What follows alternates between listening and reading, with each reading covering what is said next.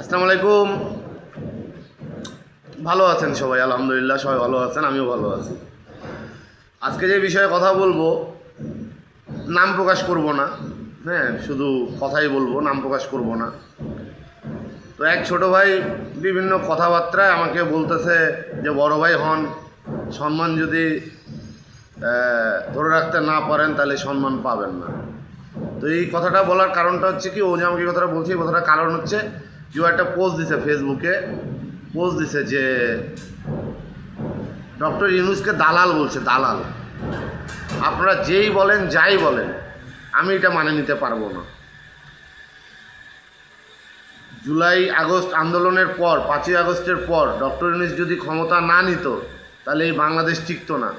এই বাংলাদেশে ইন্ডিয়া সেনাবাহিনী অভিযান দিত, অভিযান চালায় আবার আওয়ামী লীগকে বসায় দিত, অনেক মানুষ মারা যেত। তো ডক্টর ইউনূস তাকে সবাই সম্মান করে, বিশেষ করে পশ্চিমা বিশ্ব সম্মান করে। হ্যাঁ, এই জন্য কেউ আমাদের দিকে ওই পার্শ্ববর্তী দেশ, বন্ধু দেশ না, ও হচ্ছে আমাদের দিকে চোখ দেখাইতে পারেনি, না হলে ইন্ডিয়া অভিযান চালায় দিত। তো ও ছোটো ভাই ডক্টর ইউনূসকে বলছে আপনার দালাল। তো এটা নিয়ে ওর সাথে আমার লাগছে। তো পরবর্তীতে বিভিন্ন কথা হয়েছে, পরে দেখলাম যে কমেন্টগুলো ডিলিট করে দিছে। যাই হোক, ভালো করছে। তো বিষয়টা হলো কি, যে ওই ছোটো ভাই কিন্তু মানে আমাদের যে এমপি ছিল ইকবালুর রহিম, বিচারপতি এনায়েতুর রহিম, ওদের রিলেটিভ হয়, কেমন নানা হয় না কেমন জানি হয়। তো আমি যখন বললাম যে ভাইয়া তুমি ডক্টর ইউনূসকে গাইলাচ্ছ, তাহলে ও আওয়ামী লীগ তো তোমার এই হয় না পারিবারিক, তখন আমাকে বলতেছে যে না, আমাদের যে ইয়ে আছে জেলা বিএনপি সভাপতি দুলাল আঙ্কেল, উনি আমার দাদু হয়। তো সমস্যা এই জায়গায় আপনারা খালি মজাই নেন। আওয়ামী লীগের সময় ইকবালুর রহিম নানা হয়, মজা নিচ্ছেন। বিএনপির সময় দাদু হয়, আবার মজা নেন। হ্যাঁ, আওয়ামী লীগের সময় তো ক্ষমতা চালাইছেন, গোটা গোষ্ঠী সহ ক্ষমতা চালাইছেন, চালান নাই, এখনও ক্ষমতা চালাচ্ছেন। তো সমস্যা হলো আপনাদের মধ্যে। হ্যাঁ, তো আবার চাকরিও করেন সরকারি, একটা বিসিএস ক্যাডার আপনি। ছোট ভাই, আপনি করে বলতেছি, যেহেতু সম্মানের কথা বলছেন, হ্যাঁ, তা আপনাকে আপনি করে বলি। আপনি যেহেতু বিসিএস ক্যাডার, ভুলে গেছেন অতীত, লিমন ভাইকে ভুলে গেছেন, তো ঠিক আছে, ভুলে যান। তো লিমন ভাই যেটা করছে, লিমন ভাইয়ের সাথে যারা চলছে তারা জানে, নিজের ব্যাট, নিজের বল, নিজের প্যাড সব আমি ছোটদের জন্য দিয়ে দিতাম, যে কর, প্র্যাকটিস কর। সবসময় ভালো চাইতাম, সবসময় ভালো চাইতাম। কেউ কখনো বলতে পারবে না লিমন ভাই চাঁদা নিচ্ছে, টাকা নিচ্ছে, কেউ কখনো বলতে পারবে না। ঢাকায় খেলতে যাইতাম, ঢাকা থেকে ব্যাট কিনে নিয়ে আসতাম, আমি ছোটো ভাইদেরকে বলতাম নে প্র্যাকটিস কর, ম্যাচ খেল। ছোটো ভাইরা প্র্যাকটিস করে ব্যাট আমার ভাঙিয়ে দিত, তা কখনো কিছু বলি নেই। তো আজকে ছোটো ভাই আপনি আমাকে বলতেছেন। তো সমস্যা হলো যে যখন আওয়ামী লীগ ক্ষমতায় ছিল তখন সমস্যা ছিল জানেন, তখন সমস্যা ছিল হচ্ছে তখন সবচেয়ে বেশি চাপ ছিল হলো বিএনপির উপর, জামাতের উপর। এনসিপিতে এই নতুন গঠন হইলো আওয়ামী লীগ পতনের পর। তো তখন কিন্তু সবচেয়ে বেশি প্রেশার ছিল হইলো বিএনপির উপর আর হচ্ছে জামাতের উপর। জামাতের তো বড় বড় নেতাদেরকে ফাঁসিও দিছে, বিএনপির এই সালাউদ্দিন কাদের চৌধুরী, একজন বর্ষিয়ান নেতা, তারও ফাঁসি দিছে।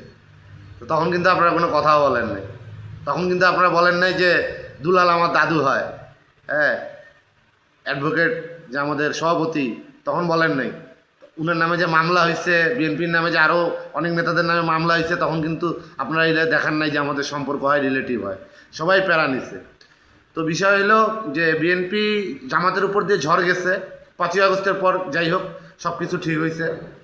তো এখন ওই যে সুবিধাবাদী লোকগুলো যারা আওয়ামী লীগ ছিল, এরা এখন এই যে বিএনপি এই নেতা ওই নেতা, এই হয়, মামা হয়, চাচা হয় নিয়ে, এরা এখন বিএনপিকে কিন্তু আর গাইলাচ্ছে না। আওয়ামী লীগ সরকার কিন্তু বিএনপিকে অনেক প্যারা দিচ্ছে, তখন এরা কিছু বলে নাই। আর এখন বিএনপিকে এরা আর গাইলাচ্ছে না, এরা এখন বিএনপির কাছ থেকে সুবিধা নেওয়ার জন্য বিএনপির পক্ষ নিচ্ছে। আর এরা গাইলাচ্ছে কাকে জানেন? গাইলাচ্ছে ডক্টর ইউনূসকে। এতদিন 17 বছর গাইলেছেন বিএনপিকে, 17 বছর গাইলেছেন জামাত শিবিরকে, আর এখন আপনারা কাউকে না গাইলে এখন গাইলাচ্ছেন ডক্টর ইউনূসকে। ডক্টর ইউনূস, আমরা কি কারেন্টের বিল কি বাকি রাখছিলাম? 2 মাসের বিল বাকি থাকলে আমাদের মিটার কাটে দেয়, মিটারের লাইন কাটে দেয়। আমরা টাকা দেই নাই। আদানির কাছে এত টাকা বাকি ছিল কেন? কত 400 কোটি না 4000 কোটি টাকা বাকি ছিল। শেখ হাসিনা পালাই গেছে, এই টাকাটা বাকি ছিল। কেন বাকি ছিল? কেন? আমরা কি শোধ করি নাই? হ্যাঁ, আমরা কি শোধ করি নাই? তো ওই টাকাটা বাকি ছিল কেন? তখন তো কথা বলেন নাই। বলছেন তখন তো বলেন নাই। এখন আপনি ইউনূস সরকারকে গালিতে আসছেন। ওই টাকাটা কে পরিশোধ করছে? ইউনূস সরকার পরিশোধ করছে। ইউনূস সরকার যতদিন ক্ষমতায় ছিল পার ডে ঋণ শোধ করছে, পার ডে, প্রতিটা দিন ঋণ শোধ করছে, প্রতিটা দিন ঋণ শোধ করছে। তারপর বলেন যে ইলিশ পাঠাইছে ইউনূস সরকার বেশি। শেখ হাসিনা পাঠাইতো গিফট। হ্যাঁ, ওর যে ভাতার, তোবা। হ্যাঁ, মোদিকে পাঠাইতো গিফট পাঠাইতো। আর ইউনূস সরকার পাঠাইছে রপ্তানি করছে, রপ্তানি। ডলার ঢুকছে আমাদের, ডলার। ওইটা এটার মধ্যে পার্থক্য আছে, ওইটা এটার মধ্যে পার্থক্য আছে।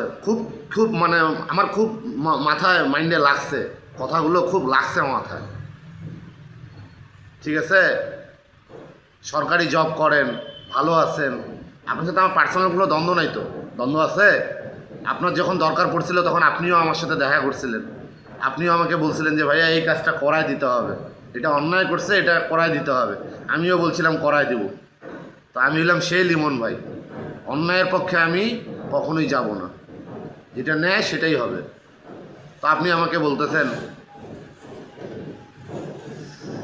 যাই হোক, পার্সোনাল কোনো দুশ্মনী নাই, ওটা হবেও না। বিষয়টা হলো দেশের ভালো চান। কারণ আমাদের দেশ যখন আগাবে, দেশ যখন ভালো থাকবে, এটার সুফল না একটা রিক্সাওয়ালা থেকে শুরু করে একটা সবজিওয়ালা, একটা মুচি, একটা নাপিত, হ্যাঁ, সবাই একটা লেবার, একটা যাই হোক মিস্ত্রি, সবাই এই সুফলটা পাবে। কিন্তু আমাদের দেশ যেভাবে চলতেছে, এটার সুফল শুধু পাচ্ছে ওই যে মন্ত্রী, এমপি, নেতা, তাদের সন্তানরা বিদেশে পড়ালেখা করে, তারা সুবিধা পাচ্ছে। আর আমরা সাধারণ জনগণ, আমাদের কেউ নাই দেখার। 5ই আগস্টে আওয়ামী লীগ পালাইছে না? 5ই আগস্টে তো আওয়ামী লীগ পালাইছে। এবার যদি আবার জনগণ খেপে, এবার কিন্তু ওই উপরে দেখান যে বাংলাদেশ, আর ভিতরে দাদাবাবুদের গোলামি করেন। এবার কিন্তু সবাইকেই পালাইতে হবে। তো ঠিক আছে, হ্যাঁ, হিসাব একটু কইরেন। আর আমাদের কষ্ট হয়, আমার কষ্ট হয়। আমি খুব ফলো করতাম ওসমান হাদি ভাইকে, আমার থেকে বয়স ছোট, কিন্তু আমি খুব সম্মান করতাম তার। একটা রিপোর্ট দেখছিলাম যে 23 দিনে তার 14 লাখ টাকা উঠছিল নির্বাচনের জন্য। ঢাকার মানুষ ওই আসনে দাঁড়াবে 8, সম্ভবত ঢাকা 8 আসন। ওখানকার মানুষজন টাকা দিছিল, আপনার 23 না 24 দিনে 14 লাখ টাকা দিছিল। তো আমি তখনই বলছিলাম, 2-4 জনকে বলছিলাম যে কনফার্ম হাদি জিতবে, কনফার্ম। একে মানুষ অ্যাকসেপ্ট করছে। মানুষ তো মানে বিরক্ত হয়ে গেছে, তো মানুষ একে অ্যাকসেপ্ট করছে। তো ওই হাদি ভাইকে কিন্তু মারে দেওয়া হয়েছে। এটা কষ্ট আমাদের। সে বলছিল আমি যদি সংসদে যাইতে পারি 299টা এমপির, হ্যাঁ, খবর খারাপ করে দিব। সে সিস্টেমটা চেঞ্জ করে দিত, যে আমাদের পচার সিস্টেম, এই সিস্টেমটা চেঞ্জ করে দিত। তাকে মারে ফেলা হয়েছে। কতজনকে মারবেন? 1 হাদি মরছে, আরও 1000 হাদি বের হয়ে গেছে। সালাউদ্দিন আম্মার, হ্যাঁ, পছন্দ করি আমি তাকে। নাসির উদ্দিন পাটোয়ারি, আমি তাদেরকে পছন্দ করি। হাসনাত আবদুল্লাহ ক্যাপ্টেন, পছন্দ করি। সার্জিস পছন্দ করি। নাহিদ পছন্দ করি। এদের সবাইকে আমি পছন্দ করি। জামাতের কিছু আছে, হ্যাঁ, এই যে মাসুদ ভাই, হ্যাঁ, নির্যাতিত, অনেক জেল মাইট অনেক, আমি তাদেরকে পছন্দ করি। তো যারা বাংলাদেশের পক্ষে, আমি তাদেরকে পছন্দ করি। তো যাই হোক, বাংলাদেশের হয়ে সবাই চিন্তা করি, দেশটাকে আগানোর চিন্তা করি। এটাই হলো আমার মেসেজ। সবাই ভালো থাকবেন। আসসালামু আলাইকুম।